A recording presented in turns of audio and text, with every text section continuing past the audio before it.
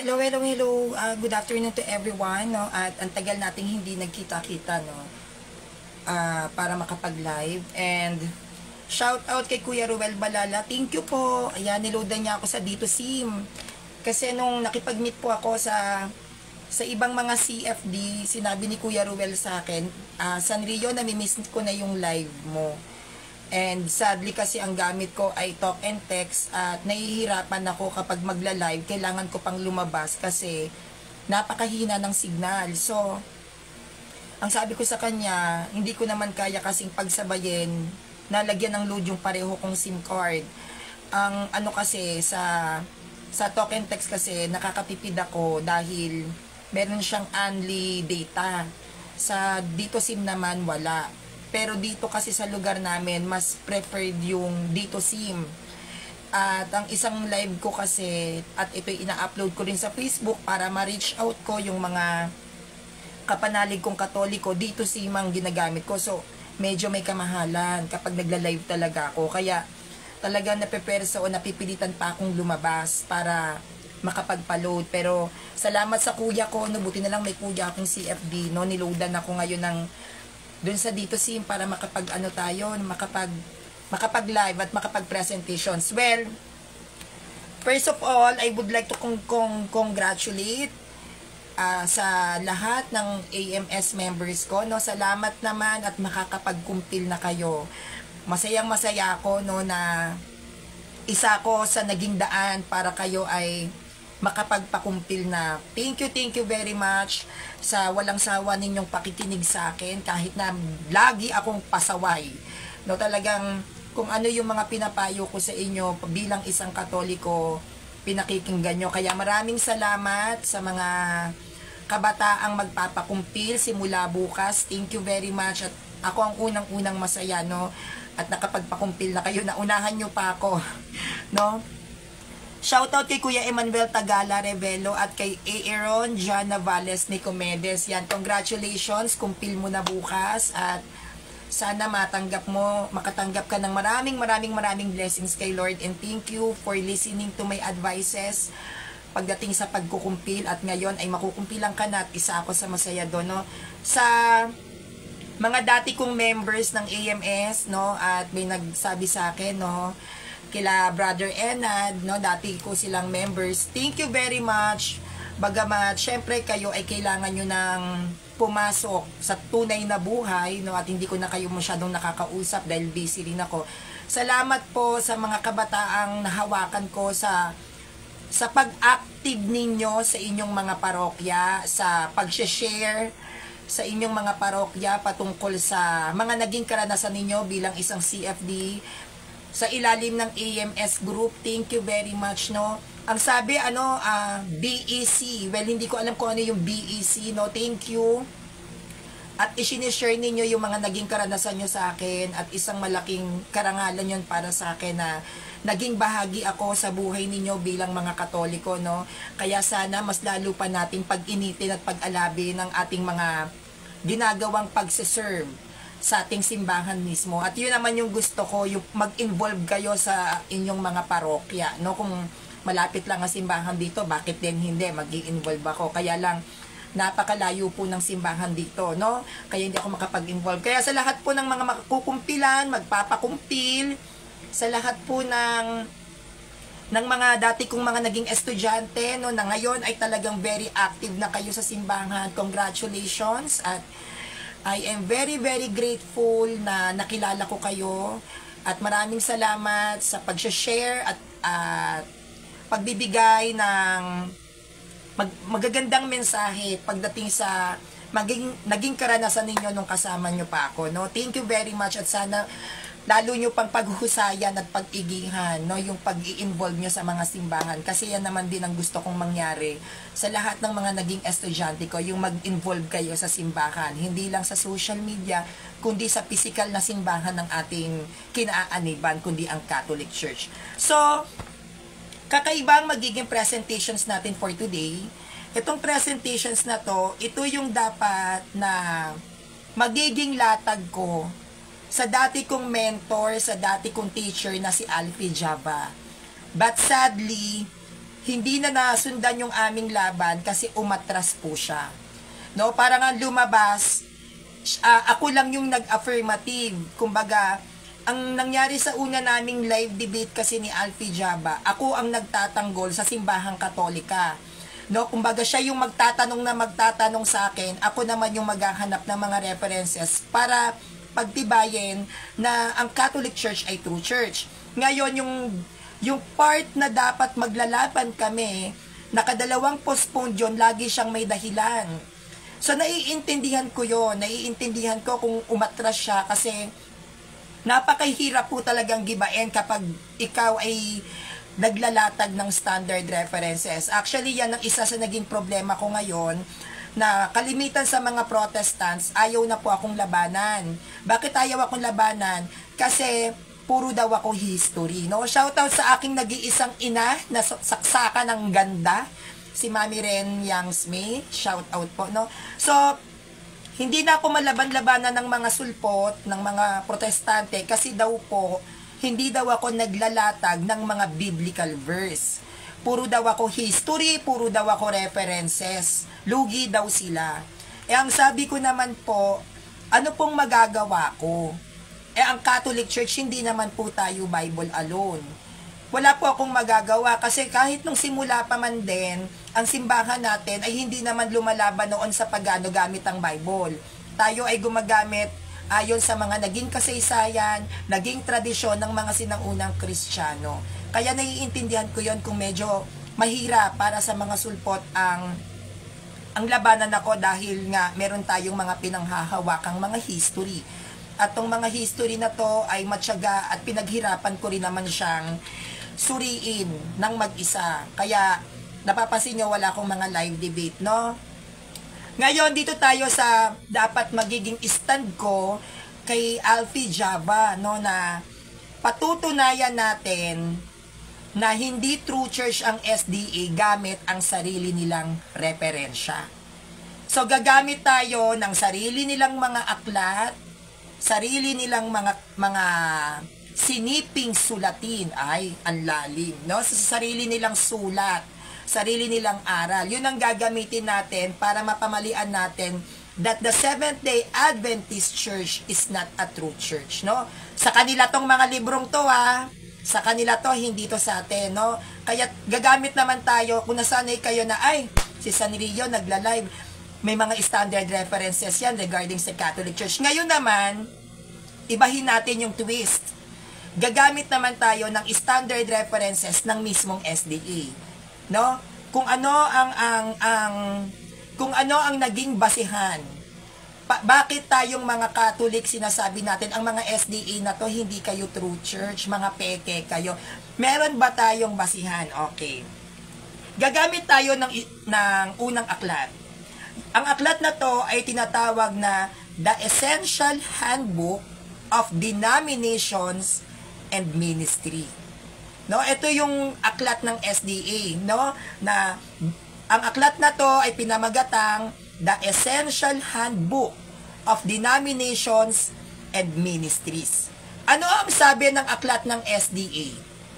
Okay, ang sabi ng ayon sa aklat mismo ng SDA, the Seventh-day Adventist Church originated as a denomination in the United States as a sequence of the 19th century Millerite movement. So, ito palang Seventh-day Adventist Church ay nag-originate bilang isang denominasyon sa bansang Amerika. So, hindi sila taga Jerusalem. Pag hindi taga Jerusalem, hindi sila Hudyo. Pag hindi ka Hudyo at ikaw ay taga Amerika, anong tawag sa'yo? Ikaw ay isang Amerikano. So, meaning to say, ang Seventh-day Adventist Church ay tinatag ng isang Amerikano. Ang Christianity, ang dapat magtatatag niyan ay Hudyo, hindi Amerikano. Ang Christianity ay nagsimula sa bayan ng Jerusalem at hindi po sa Amerika. So dito pa lang sa kanilang sariling aklat, palpak na no, palpak na agad yung batayan ng pagiging tunay na simbahan ng Seventh-day Adventist Church. I repeat, ayon sa Essential Handbook of Denominations and Ministries, the Seventh-day Adventist Church originated as a denomination in the United States as a sequence of the 19th century Millerite movement. So ituloy natin. Ellen G. White eventually succeeded Miller as the leader of the movement, and by the 1850s, the group Seventh-day Adventists had affirmed the spirit of prophecy as manifested through her, which is Ellen G. White. So, dito tayo sa pangalawa. Sabi, si Ellen G. White daw eventually succeeded Miller as the leader. So, kasi ang SDA na to, nag-originate yan sa Millerite movement. Ngayon, itong si William Miller, nung ito ay natigok, ang pumalit sa pagiging leader ni William Miller ay si Ellen G. White. Siya ang namuno sa isang samahan, no? Sa isang samahan na tinatawag nating Seventh-day Adventist Church, no? At nung 1850s, itong Seventh-day Adventist Church ay nag-affirm, no? Pag sinabing nag-affirm, affirmation, parang nag-conclude, no? Na si Ellen G. White daw nagmamanifest sa kanya ang spirit of prophecy. So meron daw siyang propesiya. Nakikita niya ang kasalukuyan, ang nakaraan at ang hinaharap. So propeta, taray, 'di ba, bongga? Sana all may prophecy, Ellen G. White, ikaw talaga. So yung prophecy ni Ellen G. White, nag-start yan 1850s. 'Di ba? 1850. So meaning to say, kung hindi si Ellen G. White ang naging leader ng SDA, may sulpot na SDA kaya? Wala. Kaya nagkaroon ng Seventh-day Adventist Church dahil kay Ellen G. White. Siya yung pumalit kay William Miller, no? At siya ay nag-claim na meron daw siyang gift of prophecy. Nakikita niya ang hinaharap, ang nakaraan at ang kasalukuyan. Sana all! Tuloy natin. The group initially developed, I repeat, the group, which is the Seventh-day Adventist Church, initially developed slowly as a consequence of the great disappointment, no? Ito yung, ano tong great disappointment? Ano tong great disappointment na to? Pag sinabing great disappointment, ito yung failed expectations of the Lord's return in 1844. Kasi, bago maging leader, si Ellen G. White, sa ilalim ni William Miller, meron siyang sinabi noong 1844 na darating si Kristo.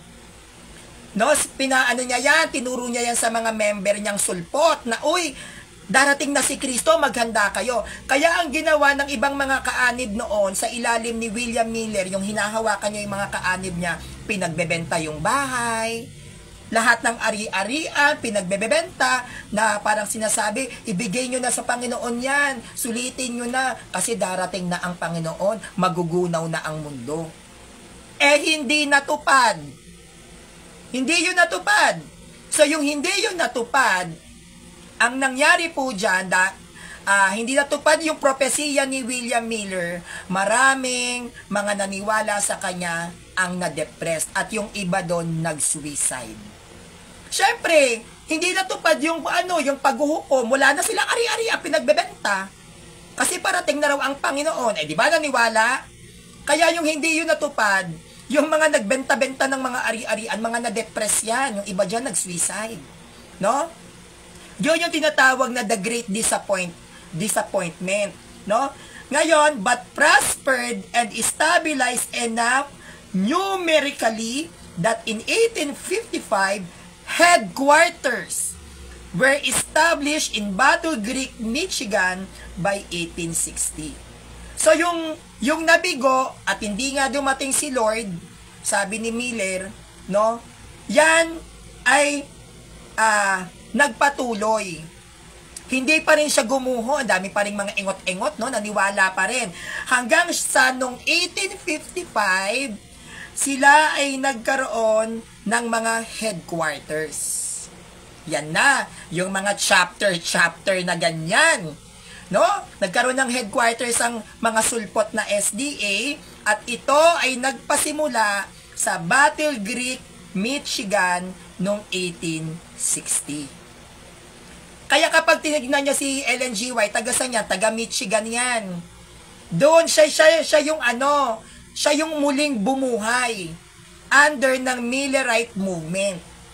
No, kumbaga, siya yung pumalit na successor ni William Miller. Na which is hindi naman talaga si Ellen G. White ang nagpasimula ng aral pagdating sa Sabat. Hindi naman yan eh. May nauna sa kanila, successor lang yan si Ellen G. White, hindi talaga yan founder. Hindi ko alam bakit kiniklaim ng SDA na founder si Ellen G. White, hindi naman siya talaga, no? Kaya nga, 'di ba, mga kapanalig, ang sabi sa 1 Timothy 2 verse 12, no? Ayon sa 1 Timothy 2 verse 12, hindi ko pinaghihintulutan ang mga babae na magturo o mamuno sa mga lalaki. Kailangang tumahimik lang sila. So yun pala yun. Kailangan pala mananahimik ang mga babae. Hindi sila pwedeng mamuno. Bakit namuno si Ellen G. White? Gaya ng sabi dito sa mismong aklat ng SDA, yung The Essential Handbook of Denominations and Ministry, ang sabi dito, Ellen G. White eventually succeeded Miller as the leader of the movement.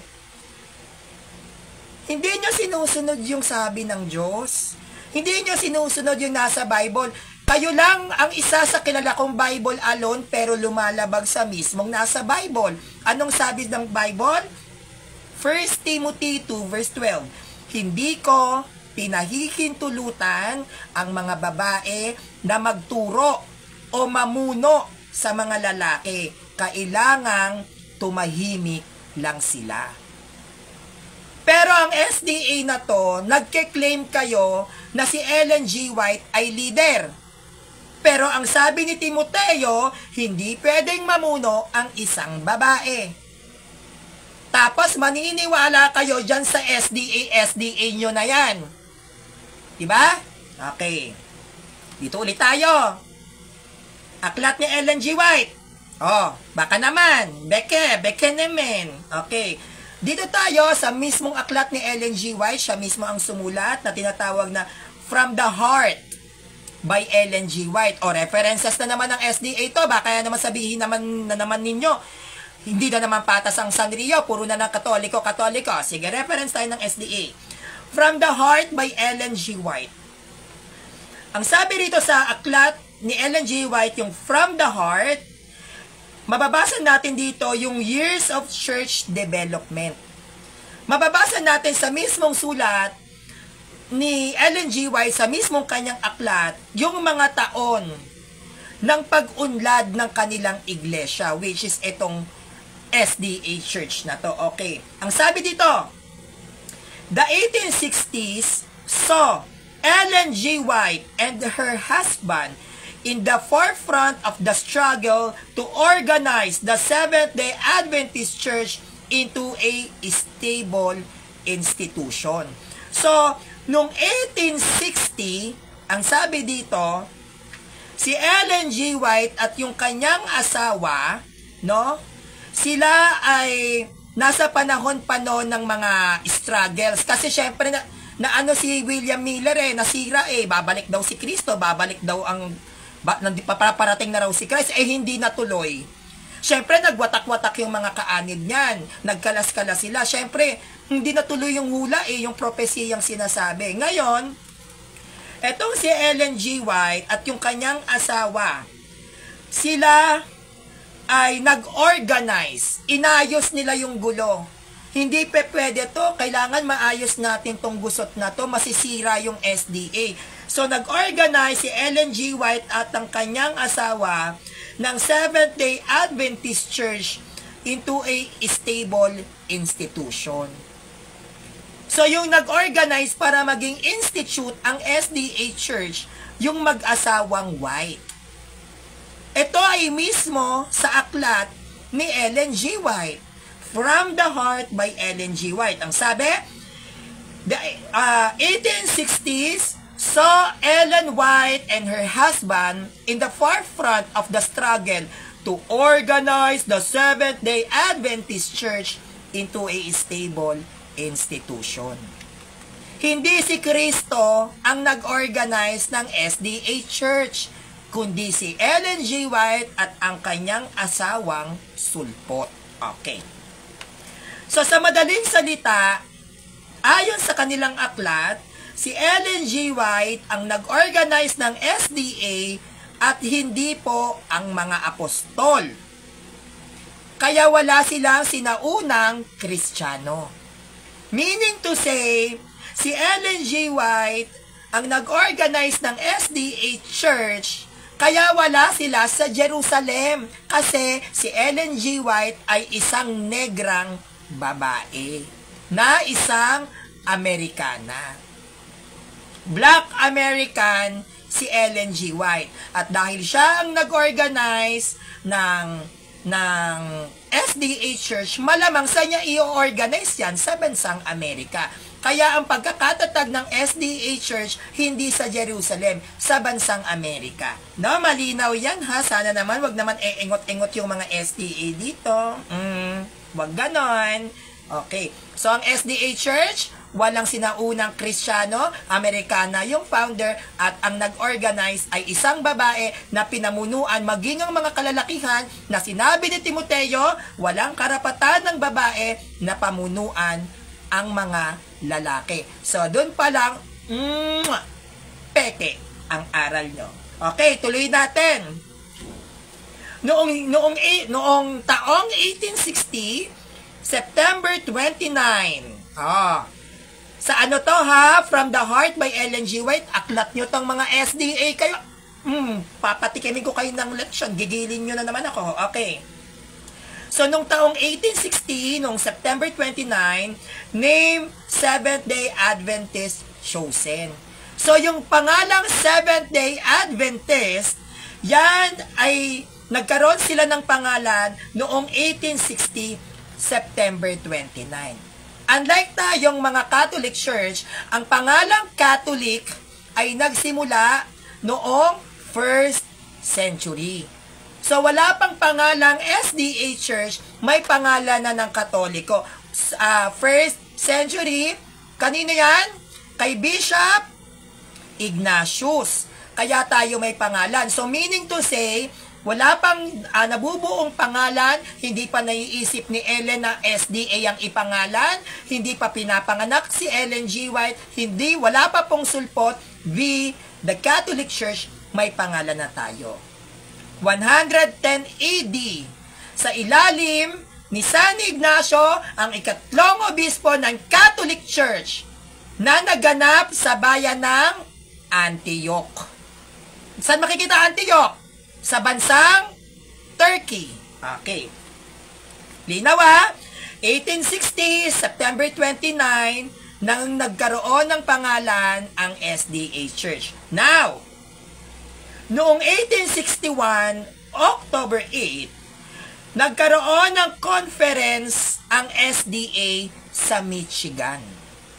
Diyan na nila pinag-usapan kung paano nila i-organize, isasaayos yung institution na binuo ni Ellen G. White.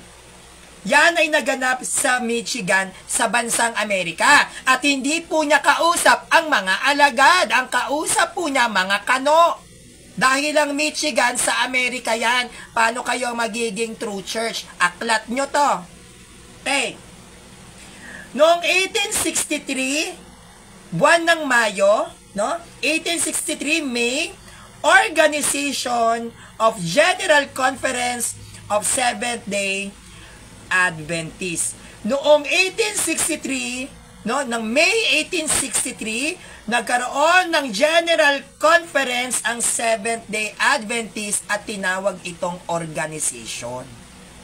So doon pa lang sila nagkaroon ng conference 1863. Now the question is, ito bang taong 1863 may Catholic Church na ba? Ito bang taong 1863 may mga Bible scholars na ba ang Catholic Church? Ito bang taong 1863 na to? Na-compile na ba natin ng Bible? Ito bang 1863 na to?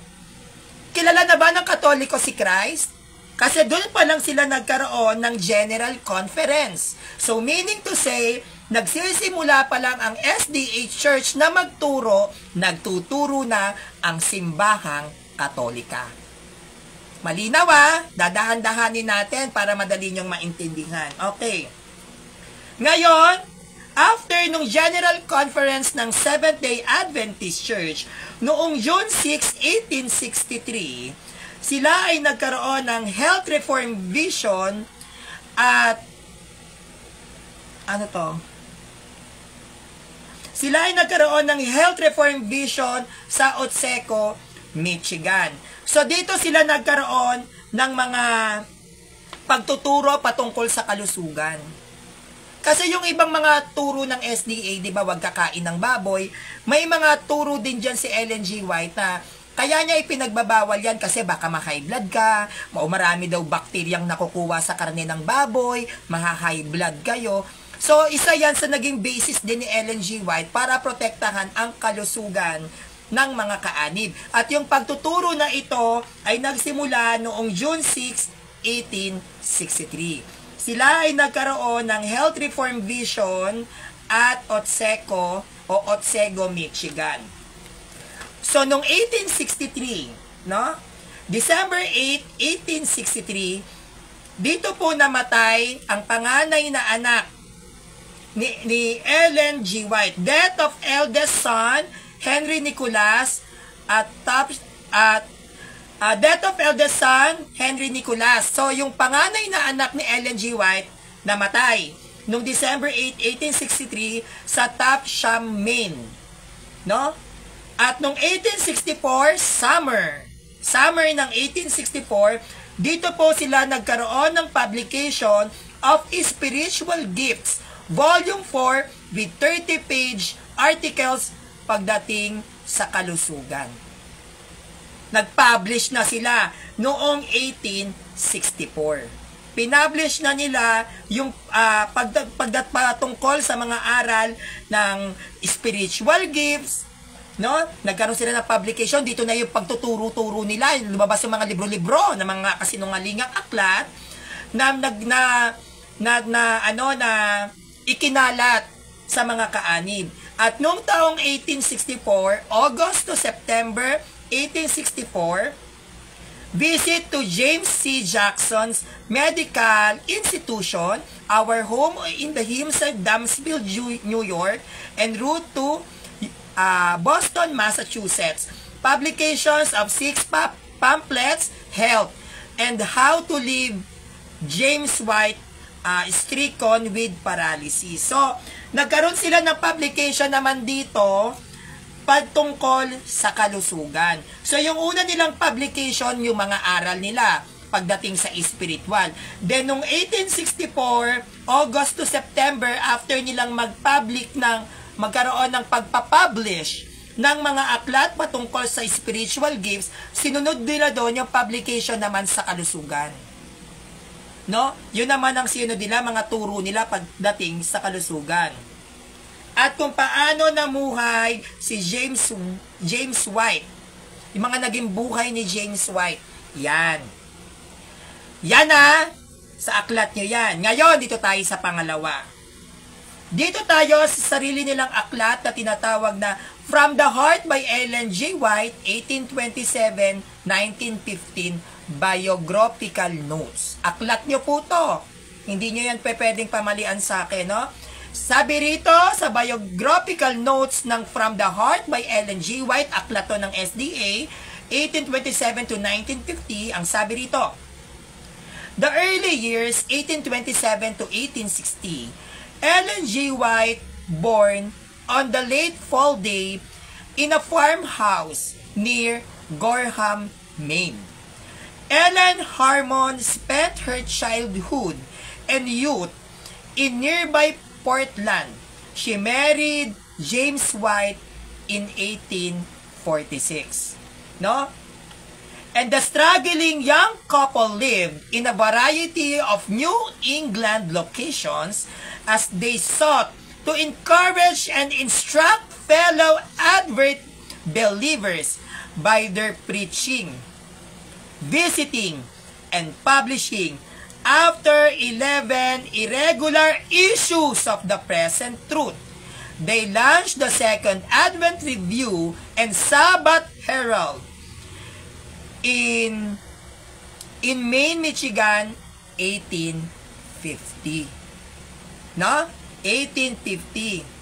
Thereafter, they followed a steadily westward course to Saratoga Springs, New York, and the Rochester, New York in the early 1850s, and finally in 1855 to Battle Creek, Michigan, where they resided for the next 20 years. So, i-explain ko to sa inyo, no? Ngayon, eto raw si Ellen G. White, nung napangasawa niya yung kanyang asawang si James White, sila ay nag-ikot-ikot at nagturo at pinuntahan yung mga dati nilang kaanib na nanlamig, na nawala, na nanghina.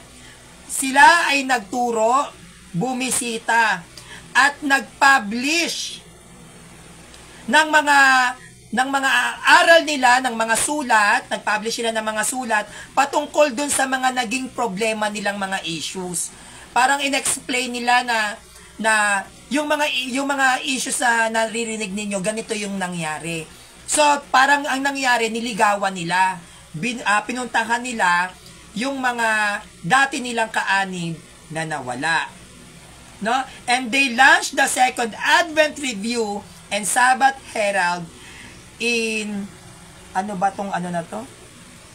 in Maine in 1850. So, nung 1850, dito nila mas lalong iklinaro o itinuro ng mas malinaw, mas accurate yung patungkol sa Sabat at kung bakit sila naging Adventist. 1850 po, may mga santo papa na kami. Alam na namin ang aral ng Sabat.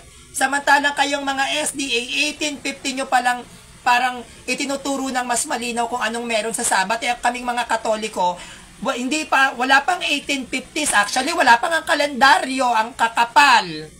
Wala pa tayong kalendaryo, wala pang Gregorian calendar, alam na natin aral ng Sabat. Diba? Malalaman ba nila na 1850, 1840s, 1830s kung hindi sila gagamit ng kalendaryo? Diba? Ang kakapal. Wag naman tayong makakapal. Wag naman pakapalan dito, ha? Okay, now. Sa Amerika, nag-originate ang Seventh-day Adventist Church at hindi mismo sa Jerusalem. No? Kasi ayon mismo sa From the Heart by Ellen G. White, 1827 to 1915, sila ay naglathala kung paano nag-originate ang kanilang simbahan. November 26, 1827, no? November 86, 1827, si Ellen G. White ay pinanganak sa Gorham, Maine. Hindi siya Hudyo. Tama? Saan nila kinuha ang Sabat nila? Sa Jerusalem. Sino ang tunay na Sabatista? Ang mga SDA o ang mga Hudyo? Tandaan, pinanganak si Ellen G. White sa Gorham, Maine. Hindi Hudyo. Hindi kahit kailan magiging true Sabbath keeper ang Kano. Ang true Sabbath keeper, Judaism. Hindi Kano. Okay.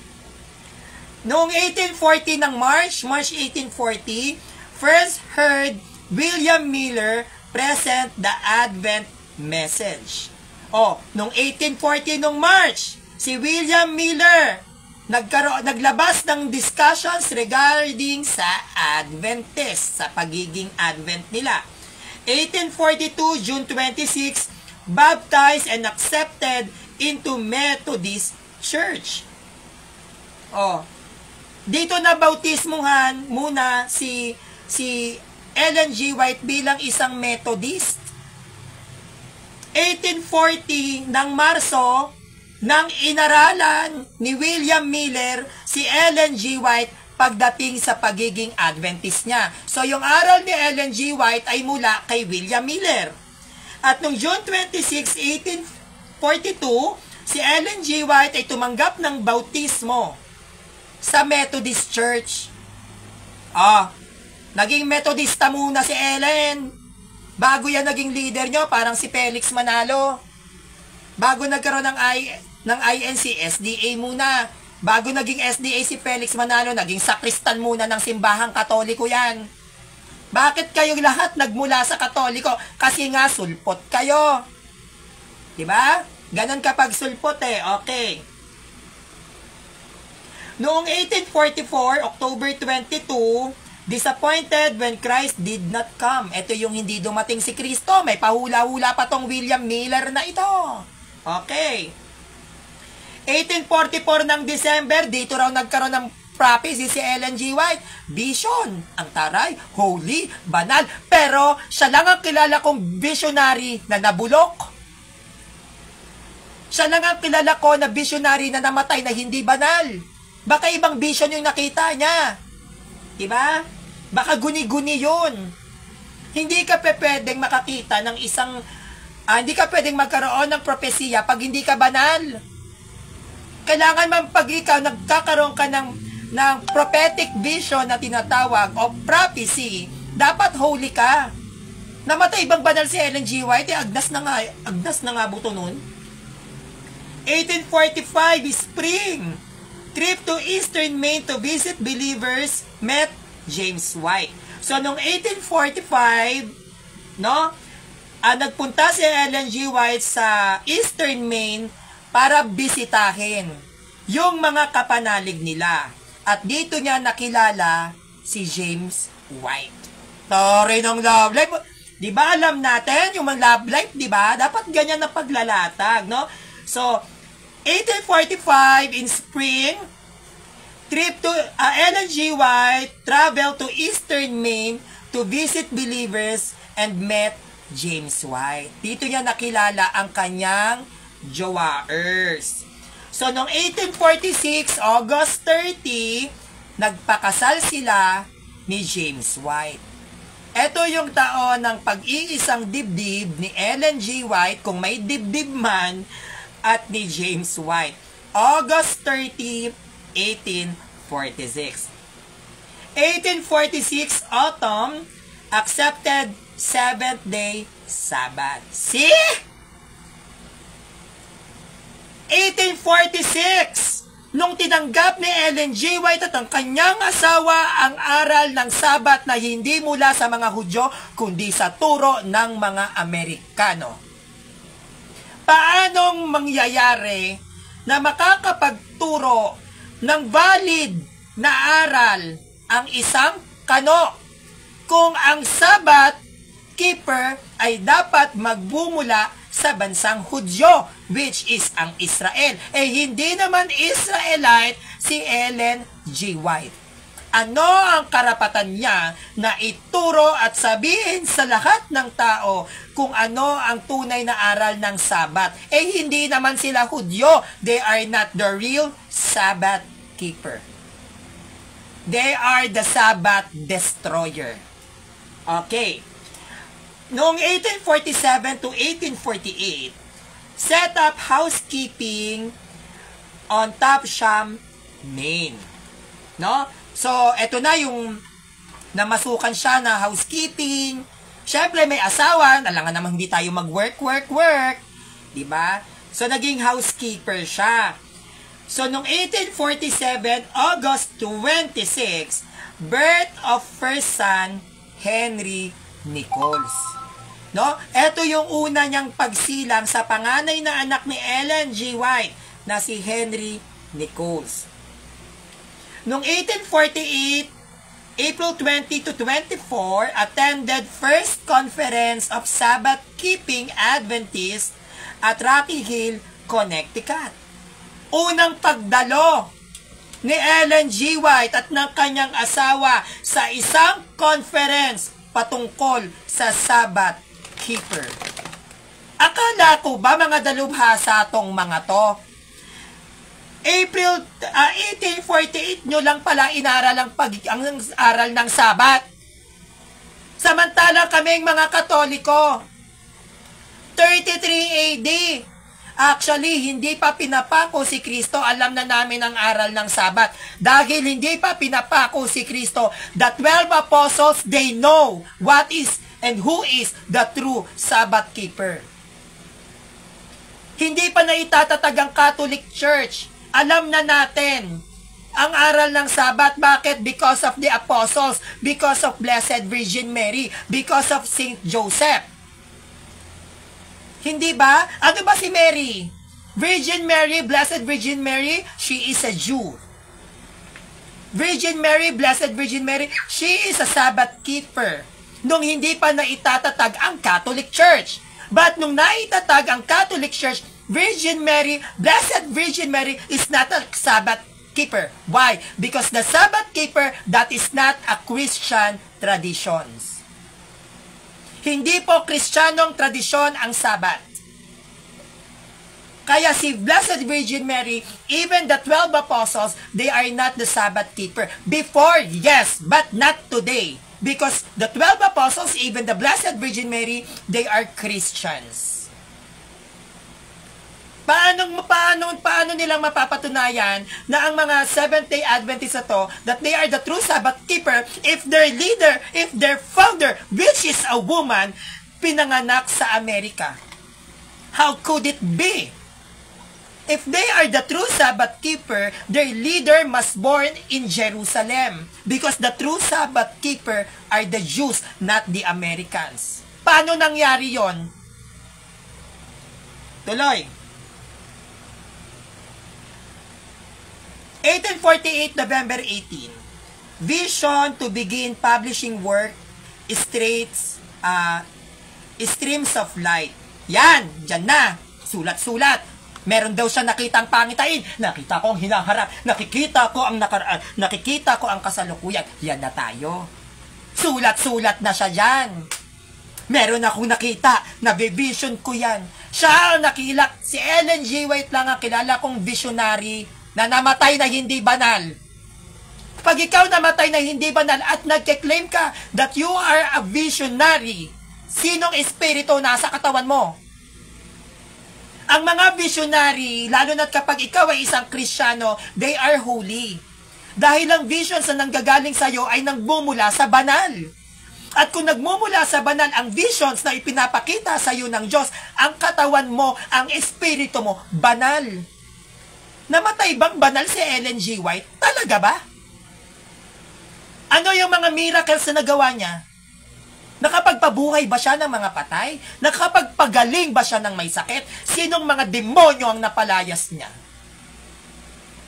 Yan ang holy.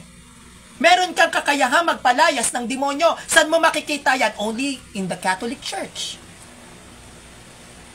Yan ang holy. Yung makakita ka ng mga visions, maraming visionary ang Catholic Church, libo. Why? Because the church, which is the Catholic Church, is holy. Why? Because the founder of the Catholic Church is holy. Not only holy, God, which is Jesus Christ. How could it be? Para mag-claim si Ellen G. White na ako ay isang sugo kung namatay siya na hindi banal. Lahat ng sugo at sinugo ng Diyos namatay na banal. Like Felix Manalo, sugo, huling sugo. Namatay bang banal yan? Hindi kahit kailan magsusugo ang Diyos ng hindi banal. Magsusugo ba ang Diyos? Kaya nga diba anong sabi ni Kristo? Magpakabanal kayo. You must be holy. Oh, holy ba yan si Felix Manalo? Magsusugo ang Diyos? Ng rapist? Magsusugo ang Diyos na may aning-aning? Ba, Ellen G. White? May krung-krung-krung-krung? Ganun ba ang Diyos nila? Ganun ba pumili ang Diyos nila? Kasi ang Diyos natin hindi pumipili ng sinto-sinto. Ang Diyos natin ay pumipili ng banalang espiritu, like the 12 apostles. Oh, kayo, 12 apostles, sinusugo ko kayo, bautismuhan nyo ang lahat ng mga bansa, ang lahat ng mga bayan, bautismuhan nyo sila sa ngalan ng Ama, Anak at ang Espiritu Santo. At anong nangyari sa pagbabautismo na yan? Ang pagbabautismo na ginawa ng 12 alagad sa iba't ibang bansa ay lumaganap. At ang laganap na to, anong lumaganap? Ang pananampalatayang Katoliko. Ano ang ibig sabihin ng Katoliko? Universal, para sa lahat. Ang alin? Ang pananampalataya sa ilalim ng Christianity na tanging ang Catholic Church lang ang may karapatang mag-claim. Hindi ba? Bakit sila mag-claim? Who are they to claim that they are the true Christians?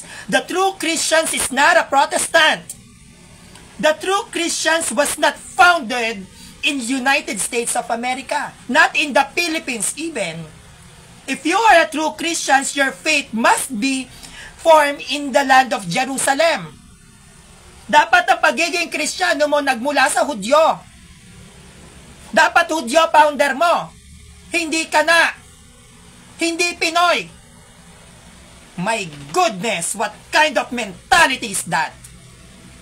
Hindi gumagamit ng utak. Okay.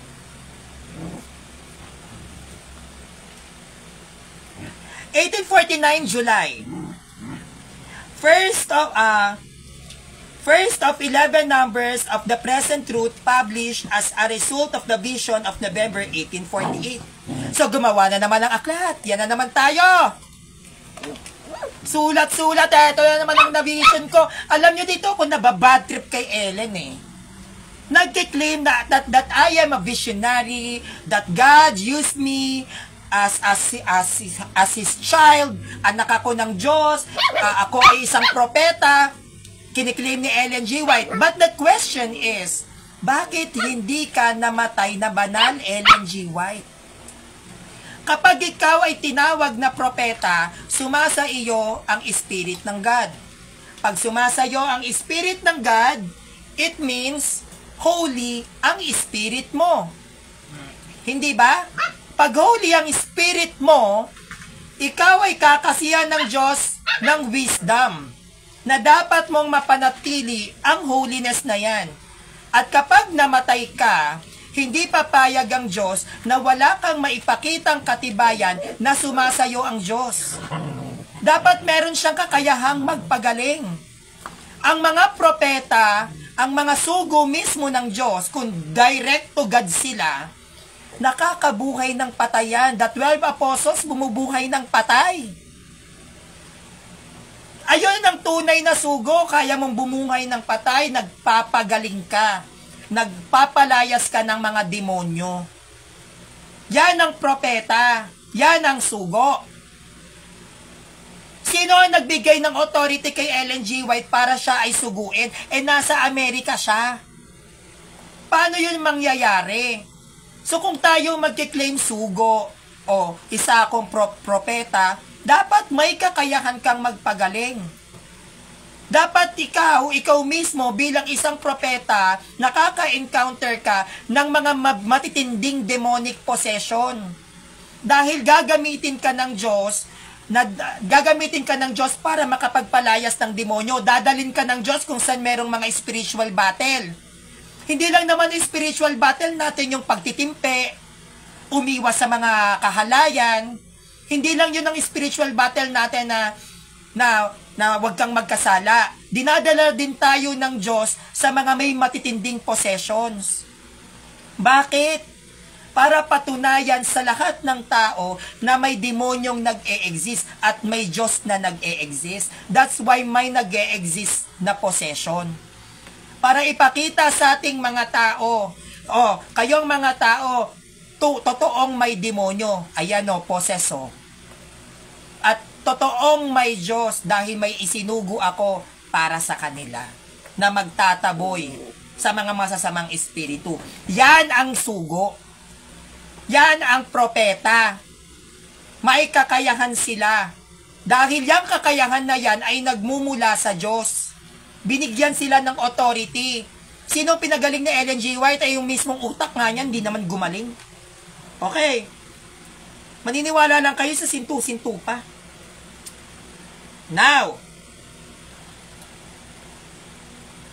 1849, July 28. Birth of James Edison, second son. So, nung 1849, July 28, Diyos ko, halos ka-birthday ko pa. Ikalawang anak ni Ellen G. White ipinanganak, si James Edison. No? Nung 1849 to 1852, moved from the place to place with her publisher husband. Ito yung nagpapalipat-lipat sila ng bahay. Kasi nga, pinupuntahan nila yung mga believers. Kaya ang ginagawa nila, para mapalapit sila dun sa mga believers nila, kung saan maraming believers, dun sila nag-i-stay.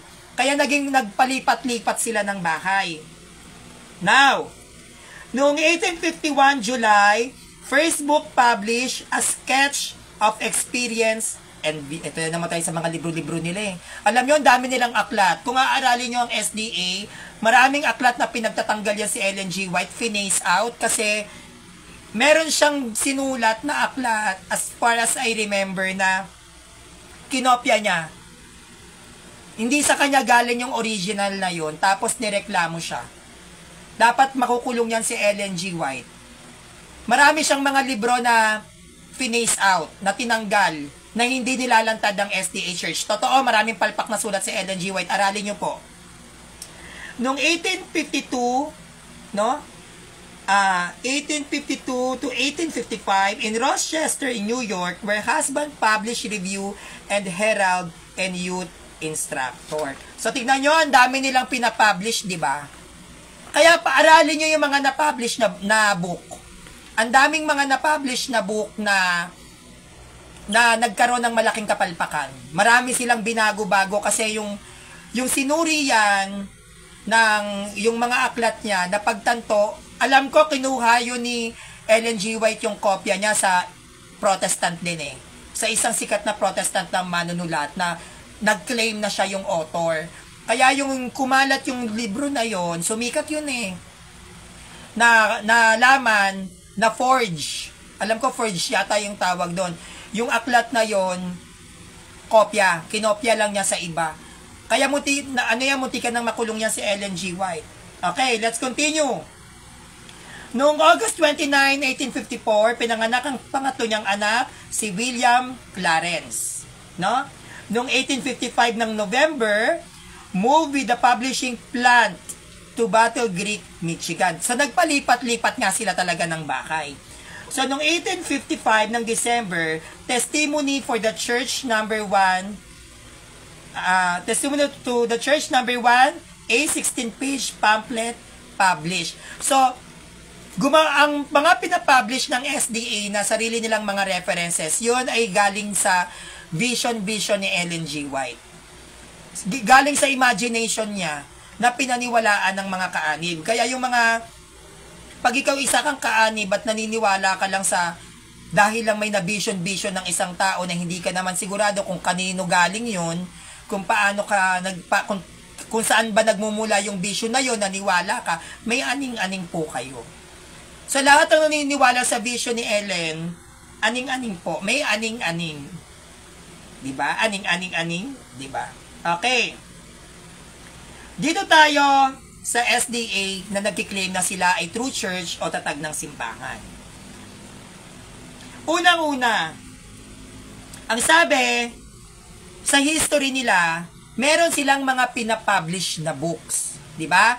May mga aklat silang pinapublish. But the question is, yan bang mga books na pinablish under ng Seventh-day Adventist Church ay mga scholars?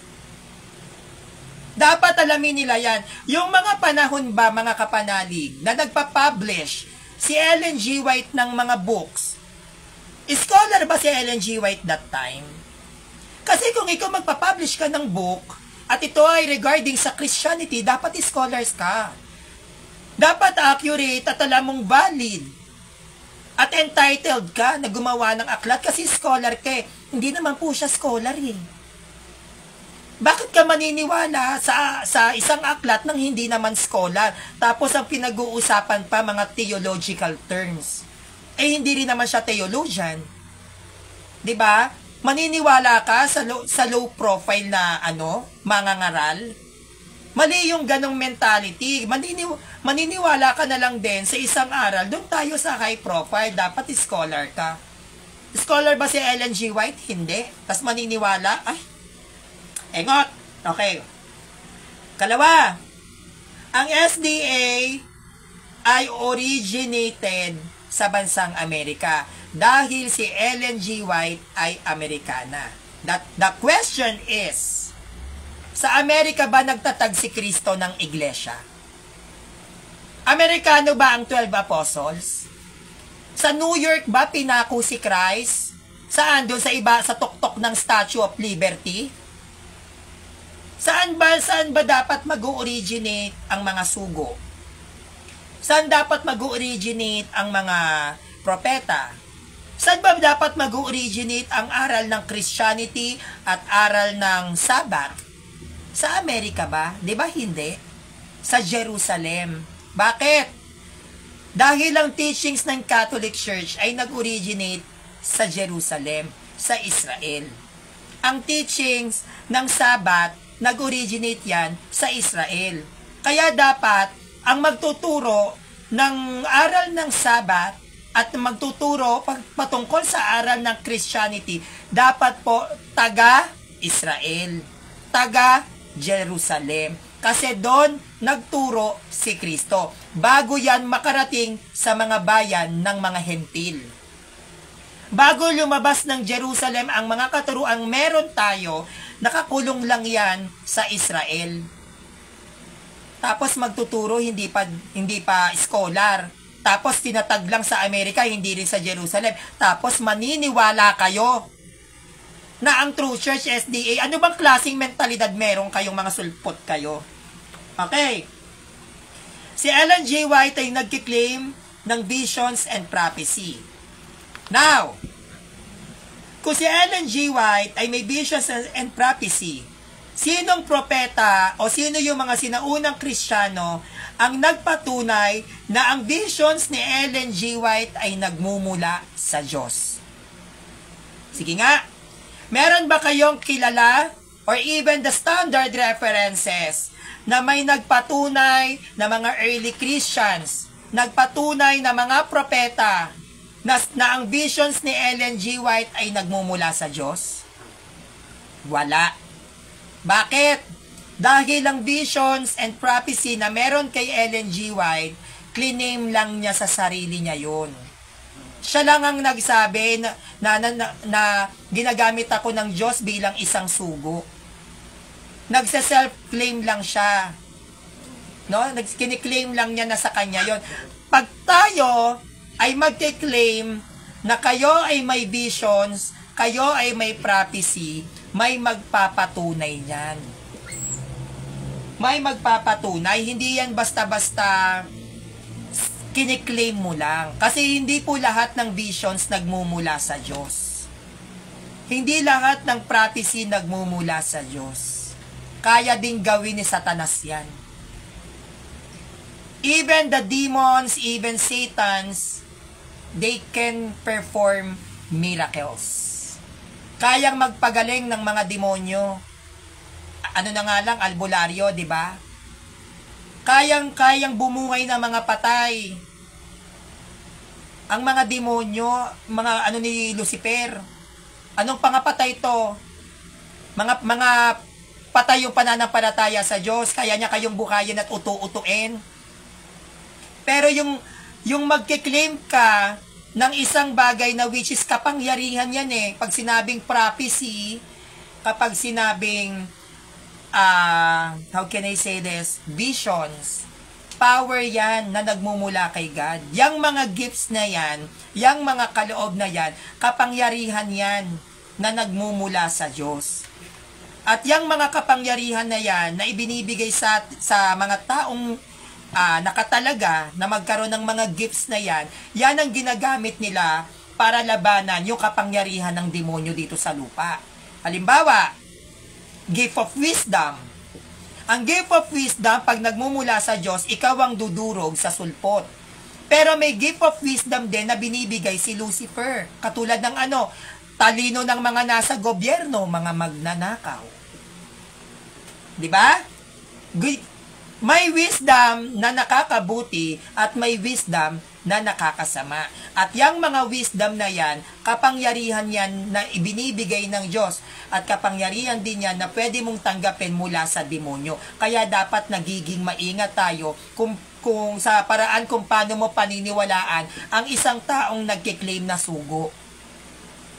Hindi lahat ng sugo ay sa Diyos. May mga sugo din si Satanas sa pangunguna ni Kumareng Ellen G. White. Okay. Early Christians. Sino ang sinaunang Kristiyano ng SDA na mula sa bansang Amerika? Meron bang mailalatag ang SDA Church na mga sinaunang Kristiyano nila na nagmula sa Amerika? Pag sinabing early Christians, ito ay magmumula sa how can I say this? Pag sinabing early Christians, ito ay magmumula sa lugar ng mga Kristiyano o kung saan ang Christianity nagsimula. 'Di ba? Sino ang early Christians ng SDA? Wala. Bakit? Dahil ang early Christians ay magmumula sa Jerusalem, sa Israel.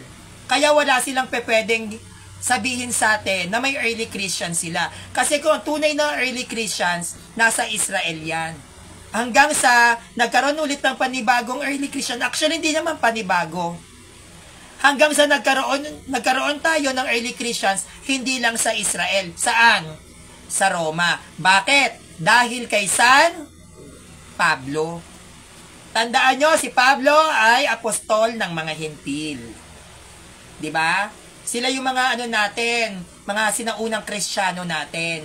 Hanggang sa kumalat ng kumalat yan. Bakit napunta sa mga iba't ibang bansa? Kasi sila ay binasbasan ng 12 alagad. Kaya hindi pwede na makakapaglatag ang SDA Church na meron silang sinaunang Kristiyano. Bakit? Dahil ang sinaunang Kristiyano ay dapat magmumula sa bayan, sa bansang Israel, hindi po sa Amerika. No? Kasi doon po nag-start ang ating Christianity. Okay. Dito tayo sa American citizen. Citizenship. American citizen ba ang nagpasimula ng Christianity? Kasi Amerikana si Ellen G. White, leader, founder ng SDA Church. Now the question is, if Ellen G. White she is an American citizen, so ano ba ang dapat maging citizenship ng pagkakatatag ng isang Christianity? Kano o Hudyo? Hindi po ba? Hindi pwede pong maging kano yan. At hindi po pwede mag-organize si Ellen G. White ng panibagong church kasi may church nang nakatatag sa Jerusalem. Paanong mangyayari yon na ano siya ng church sa bayan ng Jerusalem, sa bansang Amerika, may church na nga. Pwede ba yung magtatatag ka ng simbahan? May simbahan na nakatatag. At ang simbahan nakatatag na yan nasa Jerusalem. O, nauna nang naitatag ang Catholic Church, bakit magtatatag pa sila ng church? May Catholic Church na. Pwede ba yung ganon? May simbahan na, magtatatag ka ng bagong simbahan? Hindi. Pag may simbahan na at nagtatag ka ng bagong simbahan, sulpot ang tawag sa'yo. Tama? Hindi ka pwedeng magtatag pag may nakatatag na. Pag ikaw nagtatag ng may nakatatag na, ang tawag sa'yo, sulpot. Sabay-sabay, sulpot. Sabay-sabay, sulpot. Sabay-sabay, sulpot. Kaya sila sulpot. Bakit? May nakatatag na, bakit ka pa magtatatag? So dahil may nakatatag na, ang dapat nyong gawin, magpasakop doon sa nakatatag na simbahan. Ano bang simbahan ang nakatatag? Ano bang unang simbahan sa ilalim ng Christianity ang nakatatag? Catholic Church. Nag-e-exist na ang simbahang Katolika. Bakit magtatayo ka pa ng bagong simbahan? Meron na nga. The only thing that you will do or you must do magpasakop ka dun sa nakatatag. Dahil pag nagtatag ka ng sariling simbahan mo na may nakatatag ng simbahan na nauna sa inyo, ang tawag sa inyo, tsulpot. Oh, tsulpot. Kasi may nakatatag na sumulpot yung iglesia nyo. So, tsulpot kayo. Kaya wag kayong magagalit pag tinatawag kayong tsulpot. No? Ngayon, Ellen G. White as a leader. Meron ba mababasa o meron bang inuto si Christ na dapat mamuno ang isang babae pagdating sa iglesia? Hindi ba sila nagtataka? Bakit ang pinili ni Christ ay 12 lalaki, which is the 12 apostles? Sinabihan ba ni Christ si Mary Magdalena, "Oh, Magdalena, pamunuan mo yung bayan na ganito"? Sino ang pinamalakaya ni Christ? Mga lalaki. Kaya nga yan nagpunta ng iba't ibang bayan para pamunuan yung mga relihiyon, yung mga kaanib ng iglesia. Sila yung mamumuno, the 12 apostles. May mababasa ba kayo na inutusan ni Kristo si Maria Magdalena na pumunta sa bayan ng Antioch, pamunuan ng iglesia? Wala. Ang trabaho ng babae noon, magpasakop sa lalaki.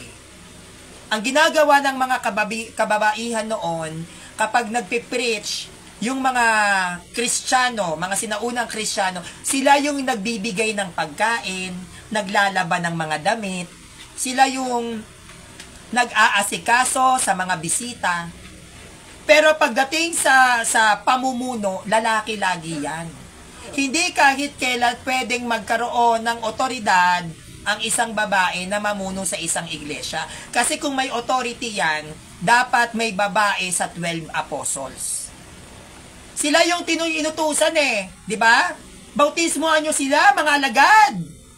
Gawin nyo ang mga alagad ko. Ang lahat ng mga bansa. Bautismohan nyo sila sa ngalan ng Ama, Anak at Espiritu Santo. May babae ba doon? Pag sinabing, gawin nyo ang mga alagad ko, ang lahat ng mga bansa, bautismohan nyo sila. May karapatan bang magbautismo ang babae?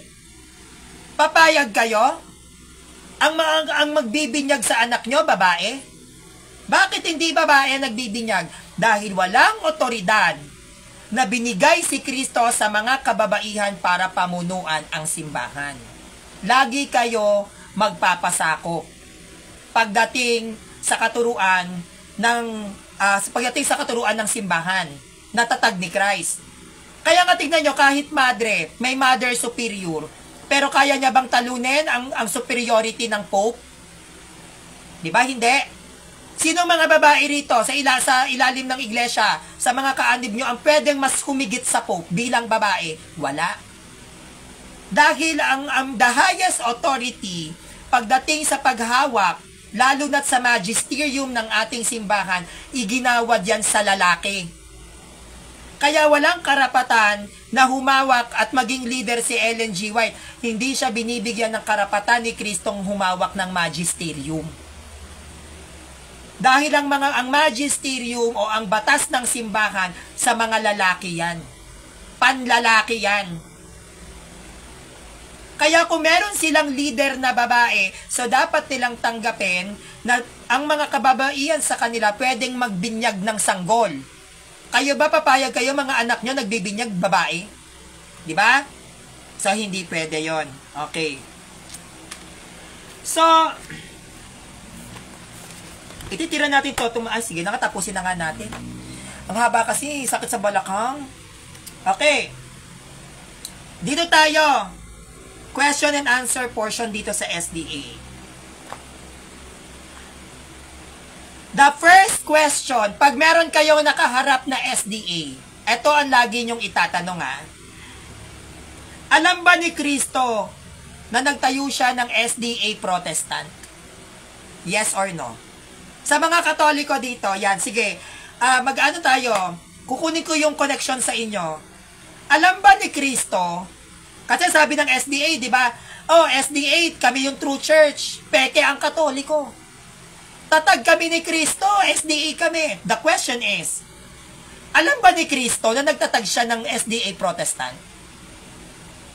Di ba? Nung namatay ba si Christ, ang tinatag ba niya SDA Protestant? Alam niya kaya yun? Na ang tinatag niya SDA Protestant? Unang tanong yan. Okay. Ngayon, kung alam ni Kristo na SDA Protestant ang kanyang tinatag, kasi protestante ang SDA, di ba? Hindi nila pwedeng pamalian yon. Ngayon, kung SDA Protestant ang tatag ni Kristo, sino ang kinausap ni Kristo na siya ay magtatayo ng protestanteng SDA? Dapat alam nilang sagutin yan. Meron bang kinausap si Kristo? At sino ang kinausap niya na ang itatatag niyang simbahan ay SDA na protestante? Alam kaya ni Christ na nagtatag siya ng protestanteng SDA? Sino ang kinausap ni Kristo na protestanteng SDA ang itatatag niya? Meron kaya? Meron ba? Alam kaya ni Christ na ang tinatag niyang iglesia protestante?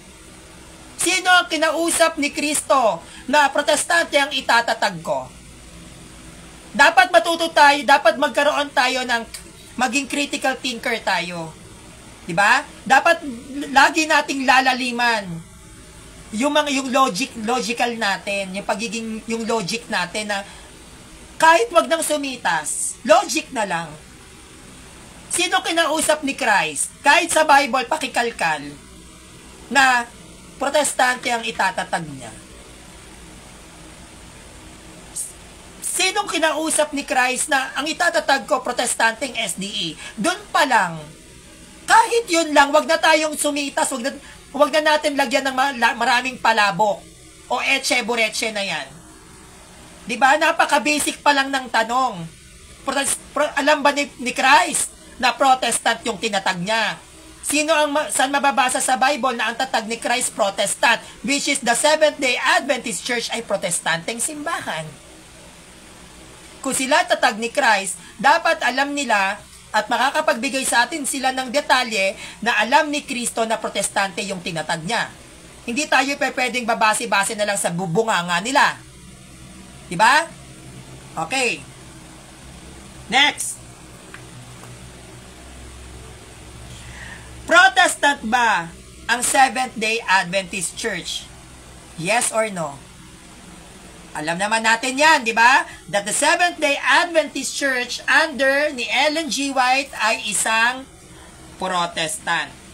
Ngayon, kung Protestant ang Seventh-day Adventist Church sa ilalim ni Ellen G. White, the question is, sino ang kaanib? Sino ang miyembro ng protestanteng SDA Church ang kinausap ni Kristo na itatatag niya ang SDA Church? Sino? Tayong mga Katoliko, kinausap ni Kristo si Pedro na Pedro, sa ibabaw ng batong ito, itatatag ko ang aking iglesia. Na which is si Peter ang una nating Santo Papa. Na which is ang kanyang labi ay nasa simbahang Katolika. May kinausap si Kristo na kaanib ng Catholic Church na ikaw, Pedro, sa ibabaw ng batong ito. Matthew 16 verse 18, itatayo ko ang aking iglesia. Kaanib natin yon.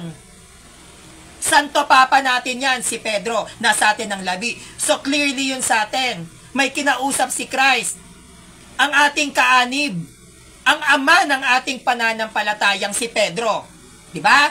Now, kung ang SDA Church, ang mga kaanib ng SDA Church, at ang SDA Church itself ay protestante, sinong kaanib ng SDA Church Protestant ang kinausap ni Christ?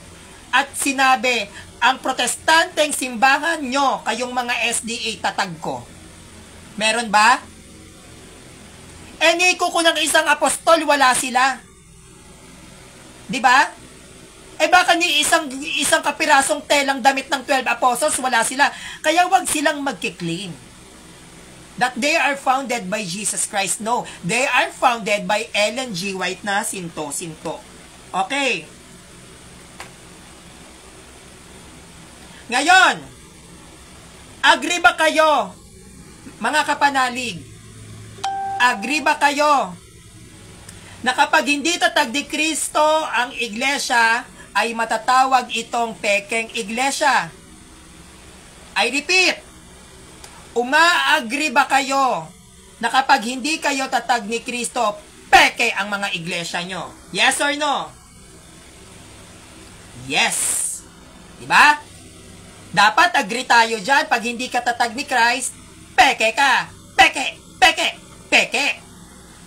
Ngayon, kung tayo ay agree na masasabi nating pekeng iglesia ang hindi tatag ni Kristo, agree ka ba na noong 1863, ang Seventh-day Adventist Church, yan ay pinamunuan ni James White, Ellen White, James Bates, at Joseph Andrews? Yes or no? Nasa aklat nyo to. Kung umaagree tayo na kapag ang iglesia mo ay hindi si Kristo nagtatag, yan ay matatawag na peke.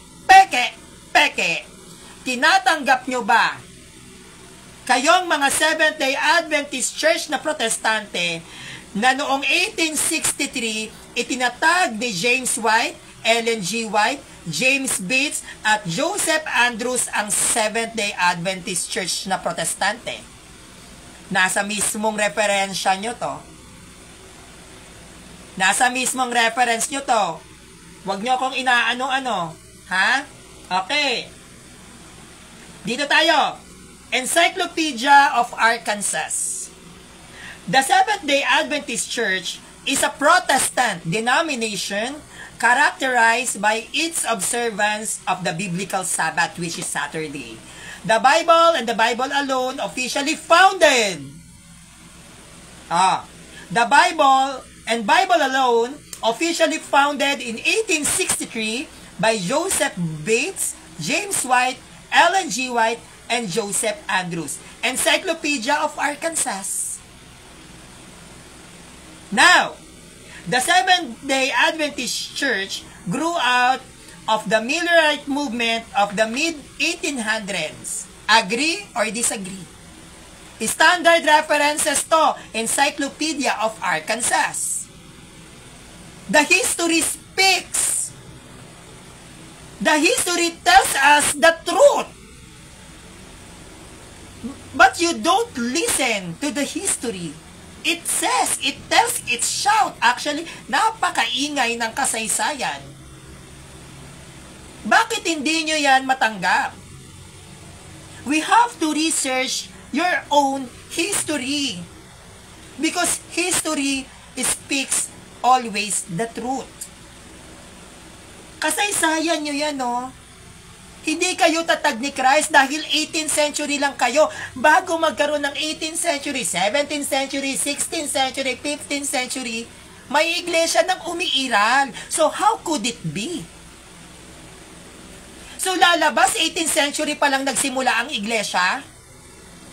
Ang iglesia dapat magsisimula sa panahon ni Christ. Paano mangyayari yon? Paano mangyayari yon? Na kayo ay tatag ni Christ, ang Protestant ng SDA Church. So nagsimula ang church, 18th century? Patay na mga alagad niyan. So yung aral ng Christianity, magsisimula pa lang ng 18th century? Kasi dun lang nagsimulang maitatag ang Seventh-day Adventist Church. Saan ba dapat magsimula ang iglesia? 18th century o panahon ni Christ?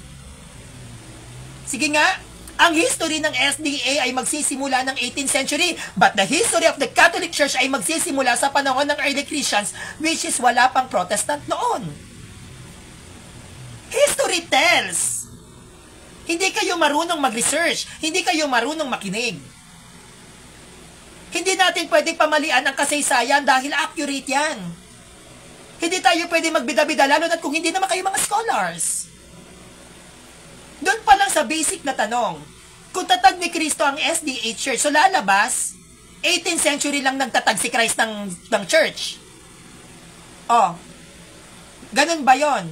Kung 18th century, tinatag ni Kristo ang SDA Church, so inaamin nyo na nagtatag si Christ ng iglesia 18th century? Really? History na to, oh. History na to. Okay. Etong Encyclopedia of Arkansas na nilatag ko, ito po ay standard references sa ilalim ng SDA. Sa inyo to. Ha? Okay, dito tayo. Seventh-day Adventist Encyclopedia, Volume 10, Volume 10, ED 1996, page 433. Ang sabi, The General Conference Corporation of Seventh-day Adventists is a new organization organized in 1904 as a business corporation, not as a church. See? Sarili nyo ang references din to. Oh, na iparehistro nyo bilang isang negosyo ang SDA 1904. Paano magtatatag si Kristo? Ano ba tinatag ni Christ? Negosyo ba? Negosyante ba si Christ? Para magtatag ng isang negosyo? Ito mismo ay galing sa inyong aklat. Seventh-day Adventist Encyclopedia, Volume 10. ED 1996, page 433. The General Conference Corporation. The General Conference Corporation of Seventh-day Adventists is a new organization organized in 1904 as a business corporation, not as a church.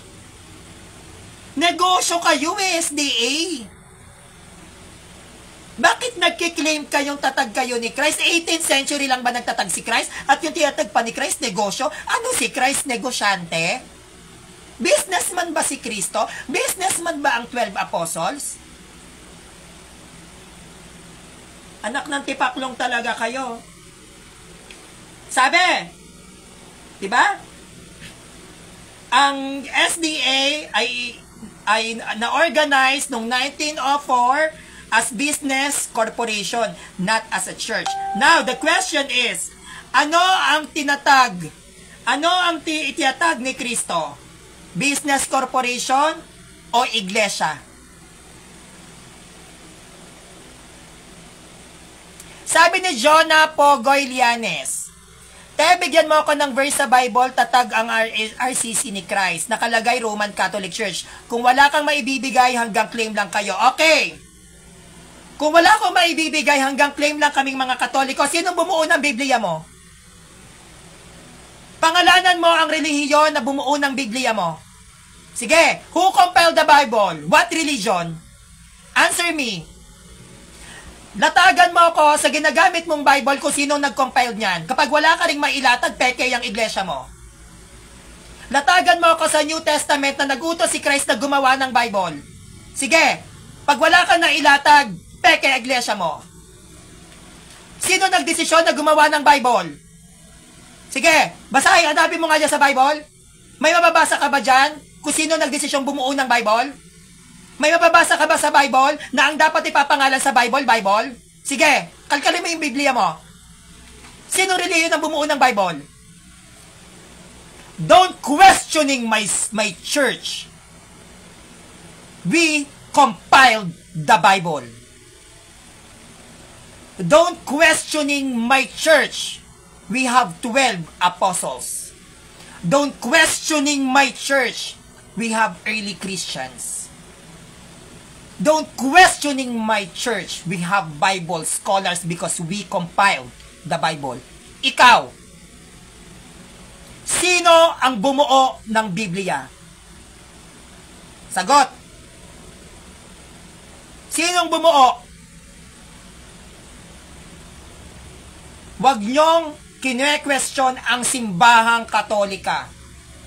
Wala ang protestante kung walang Biblia. Walang Biblia kung walang Katoliko.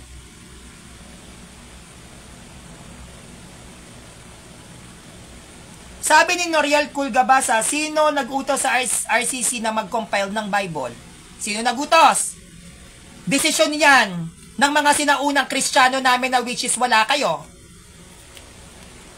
Desisyon yan ng mga ama ng simbahan namin which is wala kayo. Kayo, sino nag-utos sa inyo gumamit kayo ng Bible na hindi inyo? Sa inyo ba yan? Kayo ba nag-compile? Binaboy-baboy nyo nga yung Biblia namin? Binawas-bawasan ninyo? Chinap-chap-chap-chap ninyo? Nagpayaman kayo? Tignan nyo si Kibuloy, Felix Manalo, Ellen G. White, Ellie Soriano. Bakit kayo naging mayaman? Oh, sige nga, bakit naging mayaman ng mga protestanteng founder na yan? Dahil ginamit yung Bible na pinaghirapang buuin ng simbahang Katoliko. And now you are questioning me. Kung saan mababasa ang Roman Catholic Church sa Bible, now I am questioning you. Who compiled the Bible? Answer me. Ang lalakas ng mga abdo ninyo, na questioning ako bilang isang Katoliko. Really? Kaya mo bang lumaban sa akin, mga sulpot? Ha? Kaya nyo pamalian yung statement ko, yung stand ko bilang true church? Baka ihagis ko kayo sa bulkan. Are you sure na kaya nyong depensahan yung pagiging sulpot nyo? Ha? Ikaw, Noriel, kaya mong depensahan yung pagiging sulpot mo? Lalabang ka sa akin? Magsasabi ka pa ilan ang nag-compile, tanga? Tsaka hindi 72 books, 73 books. Anong 72 books? At yung 66 books, hindi yan compiled. Translation ang tawag dyan, engot. Wala nang ibang pwedeng matawag na compiled kundi ang Latin Vulgate. Yun ang compiled Bible. Yung 66 books na sinasabi mo, translations yan, King James versions. Oh. At hindi 72 books, 73, engot. Aralin mo yung pinaglalaban mo. Kailan naging 72 books? 73 books dapat yan. O ngayon, 73 ka. Kuda ka na kuda, wala kang palang alam. Okay, tuloy. So, business corporation, ang Seventh-day Adventist. So, ano ba yung tinatag ni Christ? Business corporation o church? Diba? Business corporation o church? That's the question. Now, dito tayo sa detalyadong paghahayag. Siguro yung iba rito hindi nyo pa to alam. No? Hindi nyo pa to alam. Tayo, ang simbahan natin, pro-life. Tama? Tayo ay anti-death penalty at anti-abortion. Tama? Anti-ano nga tayo, di ba? Anti-divorce. Kasi nga, gusto natin manatiling buhay ang pagmamahalan ng mag-asawa. So, meaning to say, anti-death penalty tayo. Mapa-abortion, mapa-relasyon, o mapa-death sentence. Ayaw natin yan. Labag yan sa ating katuruan. Ngayon, dito sa Spectrum.org o yung tinatawag ng The Current Seventh-day Adventist Church, sa kanila to, with a proposed statement on abortion on the table for consideration at the 2019 Annual Council Meeting of the General Conference Executive Committee, we thought it would be helpful to publish the current official guidelines of abortion that were approved and voted on October 12, 1992. Pro-abortion ang SDA. Pro-contraceptive ang SDA. Pro-birth control ang SDA. Now, the question is, ayon sa inyong magazine, na spectrummagazine.org with a proposed statement on abortion on the table for consideration at the 2019 annual council meeting of the General Conference Executive Committee. We thought it would be helpful to publish the current official guidelines of abortion that were aprubahan and voted on October 12, 1992. Noriel Kulgabasa, kung SDA ka, hindi mo to alam? Oh my God! Ang bobo mo naman! Kung SDA ka, hindi mo alam na pro-abortion kayo? Ang bobo mo naman! Alam mo ba kung bakit kayo pro-abortion? Gusto mo ikwento ko pa sa'yo? Ang abortion ninyo ay ina-apply ninyo sa mga na-rape, sa mga unwanted pregnancy.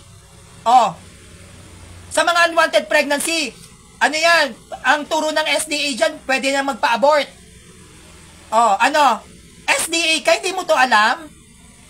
Diyos ko naman, ang bobo mo naman. Okay, dito tayo sa isa. www.americanprogress.org. Even traditionally, conservative religious organization such as the Pentecostal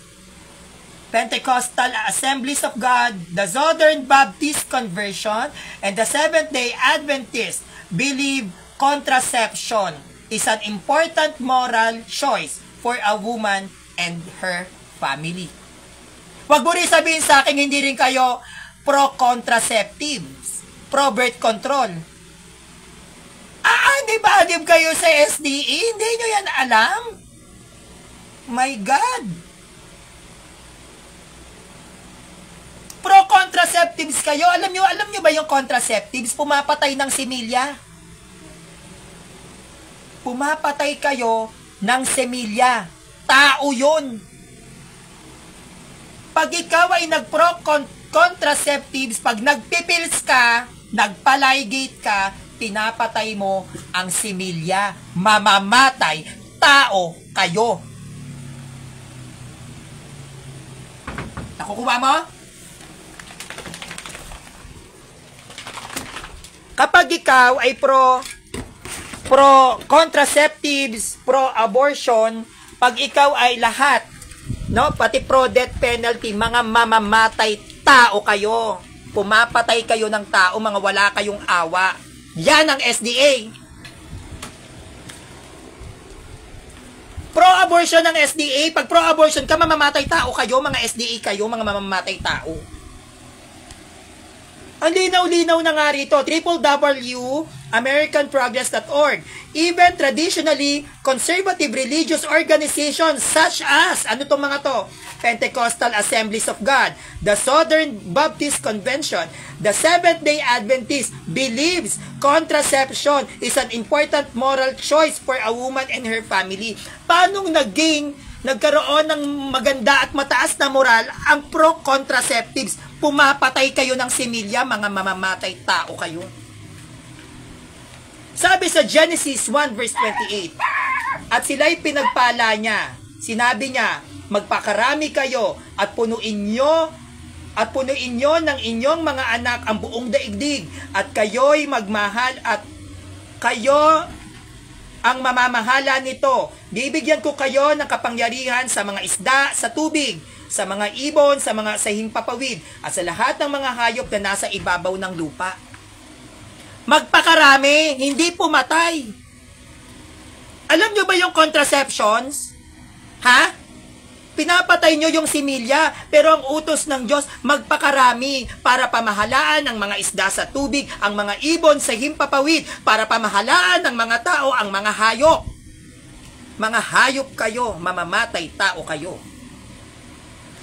Genesis 38 verse 9 to 10.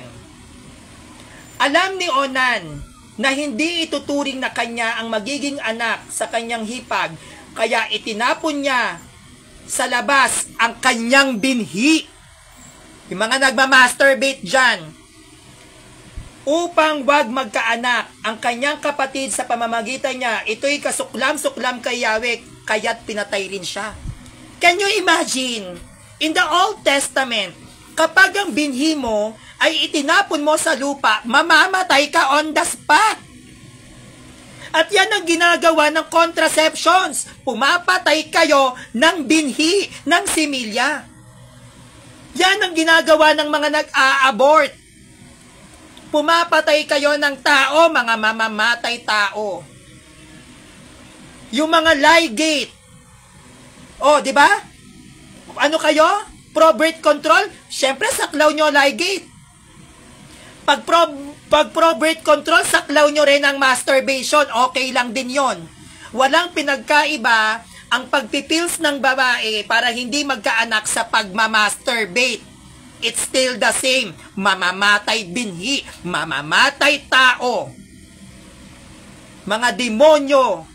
Mga anak ni Satanas. Yan. Ganyang kayong mga SDA kayo. O ngayon nyo sa akin sabing mali. Pro-abortion kayo. Yung mga unwanted pregnancy, binibigyan nyo ng katwiran yan. Sinasabi ninyo na maiintindihan ng Diyos yan. Paano maiintindihan ng Diyos? Anong kinalaman ng bata? Hindi kasalanan ng bata kung naghahasaman yung isang babae. Hindi niya kasalanang mabuo. Para pangunahan mo ang Diyos na patayin yon. Ang Diyos ang nagbibigay sa atin ng authority para pamahalaan ng mga hayop. Pero kahit kailan, hindi nagbigay ang Diyos ng otoridad sa tao na pumatay ka ng tao. Mga mamamatay tao kayo. Pati yung mga walang muang na bata. SDA ka, hindi mo alam na pro-abortion kayo? Hindi mo ba alam na pinag-uusapan yan ngayon ng mga debater na SDA? Magtanong ka nga kay Raymond Kada. Magtanong ka sa ibang mga debater ng SDA. Hindi mo alam ang stand ng SDA pagdating sa abortion? Ha? Mainit na pinag-uusapan niya, nagbabangga-bangga mga debater ng SDA dahil sa abortion issue? Hindi mo alam yan? Pumasok-pasok ka sa pagiging protestante mo na hindi mo inaral yung mga grounds ng pagiging SDA mo? Yung mga sikat na na content creator ng SDA na mga kaibigan ko, yan ang issue. Abortion. Hindi mo alam na yan na naglathala ang SDA Church pagdating sa abortions, lalong-lalo na sa mga ginahasa? Sa mga hindi gusto yung pagbubuntis? Dapat alam mo yan. Hindi mo alam yung mga grounds na yan, tapos mapasok-pasok ka dito? Meron pa nga grounds ng SDA na kung mapupunta sa isang sitwasyon ang buhay ng isang babae, kasi buntis kayo, di ba? Di ba may ganun tayong part na papipiliin ka kung sino yung mamamatay? Yung nanay o yung anak? O, anong grounds ng SDA dyan? Piliin yung bata na mamatay. O, Diyos ko! SDA ka, engot ka? Yung mga grounds nga na pinagtuturo ng SDA, mali-mali eh. O, tama? Ha? Noriel Kulgabasa, tama aral nyo? Ha?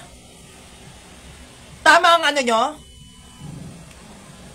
Tama ang ano nyo? Noriel Gabasa, tama aral ng SDA? Are you sure? Ha? Tama yung mga grounds nyo. Kailan naging Sabbath keeper ang Kano?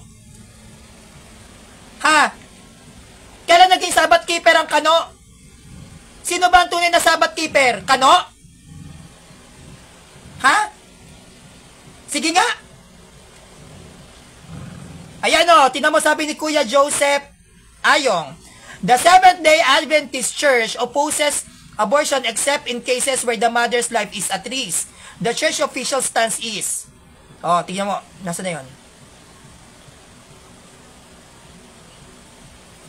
Abortion is considered a morally complex issue. Oh, see? May moral ang abortion? Paano nagkaroon ng mataas na moral ang pag-a-abort? Oh, ano? O kaya nga. Oh. Alam mo yung salitang abortion? Ha? Alam mo yung salitang abortion? Ha? Tanga ka? Di mo to binasa? The Seventh-day Adventist SDA Church opposes abortion except. So may abortion kayo. Hindi mo alam yan? Yung mga unwanted pregnancies, tanga? Napakatanga nito. Oh, ayan, pinasa sa'yo, nabasa mo? Pro-abortion kayo, yes or no? Ingot-ingot na to. Tanungin mo, magtanong ka kay Denmar Santiago. Kung saan sumasaklaw yung abortion ninyo, yung mga unwanted pregnancies, yung mga nirape, tapos hindi na ayaw nilang magbuntis. Wala silang choice na buntis kahit hindi naman nila gusto, yon. Pwede yun ipa-abort sa inyo, engot. Hindi mo alam yan? SDA ka, normal na to. Sa susunod, kapag ikaw maglalatag dito, siguraduhin mo na well-researched ka sa sekta mo. Ha? Siguraduhin mo. Sabi niya, pag namatay ang bata sa tiyan ng nanay, ipapalabas tapos doon sa Rio ang tanga nito. Pag namatay ang bata sa loob ng tiyan ng nanay at ito ay natural na nangyari, hindi abortion yon, engot. Alam mo ba ibig sabihin ng abortion? Pag sinabing abortion, persahan mong pinatay. Yung nasa sinapupunan mo. Persahan mong pinatay yung nasa sinapupunan mo. Persahan mong pinatay yung similya mo. Yun ang abortion. Pero pag namatay ang bata o ang isang tao sa loob ng tiyan o sinapupunan ng isang babae na hindi naman sadya, hindi abortion yun. Tanga ka ba? Kahit na ano pang sabihin mo, hindi pwede na magkaroon ng magandang moralidad ang pagpapa-abort. Napaka-engot mo. Ang iba yung nakunan. Alam mo ba yung nakunan? Iba yung nakunan sa nagpalaglag. Alam mo yung nakunan? Ha? Kapag nakunan ka ba, nagpalaglag ka? Dapat alam mo yan, yung pagkakaiba ng mga yan. Kapag namatay, ang sanggol sa loob ng tiyan, nakunan. Halimbawa, masela na pagbubuntis ng babae, nakunan. Iba yung nagpa-abort, iba yung nagpalaglag. Kayo, pabor kayo sa pagpapalaglag, yan, tinagalog ko na. At lahat ng sekta na pabor sa pagpapalaglag, mga kriminal kayo. Mga mamamatay tao kayo. Nakuha mo na. Talak ka ng talak, wala ka namang mailagay na standard references. Sa isang katerbang nilatag ko na references ninyo, wala kang nailatag sa akin? Naaaral ninyo na meron kang references? SDA ka, ingot-ingot ka dyan? Pitikin ko yung itlog mo eh. So, pitikin ko yung itlog mo. Anong medical ako? Pag namatay ang sanggol sa loob ng tiyan, it's either miscarriage o nakunan. Ang tanga nito. Alam mo ba yung abortion? Yung abortion, sinadya mong patayin, engot. Napakatanga nito. So, yun lang po mga kapanalig, no? At hindi pa ako nakakapagsaing at tinuna ko lang kayo na makapag-presentation. Sana nagustuhan ninyo, no? Na-miss ko yung gaytong feeling, bardagula, no? Hi, shoutout kay Mami Josie Tenyo, kay Kuya Ruel Balala, kay Kuya Glenn Diaz, hello. Sa mga sulpot na nandito, sa 24 na nanonood, thank you po at salamat sa inyong panonood at sana meron po kayong natutunan sa ating live for today. At salamat nga pala once again kay Kuya Ruel Balala, no, naloadan mo ko sa SIM card ko, kaya ako nakapag-live ngayon. Kasi yung isa ko pong SIM card na may load, wala pong signal dito sa loob, so lumalabas pa ako. Kaya nahihirapan akong mag-live. Kaya pansin nyo, hindi ako nakakapag-live talaga ng ganito kasi kailangan ko pang lumabas. Ayoko naman pong mag-live presentation sa labas dahil unang-una, hindi po mga Katoliko din yung mga kalimitan sa nandito. So, respect na lang. Kaya kapag ako talaga nakakapag-live, saglitan lang o kaya minsan nire-record ko na lang through videos. No, kaya buti na nga lang si Kuya Ruel, kinausap ako, sabi, Sanrio, mag-live ka naman. Namimiss ko na yung live mo, loloadan ko yung SIM card mo. Kaya ako nakapag-live ngayon kasi naloadan yung dito SIM ko. So, yun lang po. Maraming salamat once again. My name is Sanrio, founder po ng Ave Maristela Catholic Defender, na nagsasabi sa inyo na huwag kayong magiging sulpot. Huwag kayong magiging protestante, no? Tayo ay dapat manatili sa mismong tatag ni Christ at mismong religion, which is the Catholic Church. Wala pong kaligtasan sa pagiging sulpot. Lalo na kung ang pagiging sulpot mo ay pinagkakakitaan mo o ginagamit mo lang para may mapalaka. Tayo ay bilang mga Katoliko, naging Katoliko tayo, may nakukuha man, may nakukuha man o wala, ang faith natin, alam natin, sa pagiging Katoliko, yan yung magbibigay sa atin ng salvation. Because the Catholic Church is the true church. And the Protestant Church was founded by the demons. They are the Antichrist. They are the demonic institutions. Kaya wag kayong magpo-protestante. Tatag po ni Satanas yan.